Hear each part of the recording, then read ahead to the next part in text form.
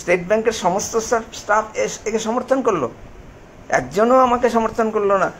বিশেষ করে মালদামের যে 35-40 জন স্টাফ ছিল তারা তো সবাই জানে চুরির ঘটনা।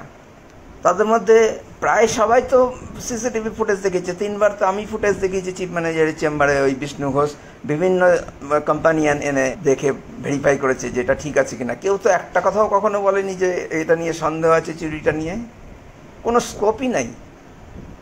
স্টেট ব্যাংকের 100% লোকের একই স্বভাব, একই চরিত্র, একটা কারোর মধ্যে মানবিকতা নাই সবাই। আর ইদানিং এই যে 18 সালে, ইদানিং তো না, এটা 18 সালে হয়েছে, 2018-তে সবাই কি বলে, স্টেট ব্যাংক কথায় কথায় মরাল টার্টিটিউড নষ্ট করা, এটাকেই বলে নৈতিকতার স্খলন।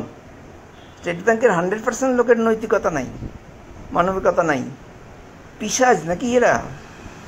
এত পয়সাচি কী করে হয় 100% লোক?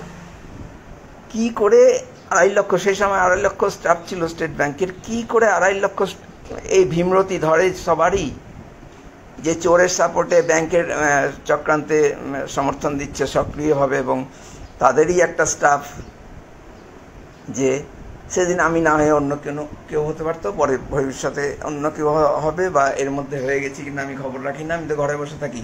আমার তো বেরোনোর মতো এই অপমানের পর আমি তো বেরোই না বাড়ি থেকে।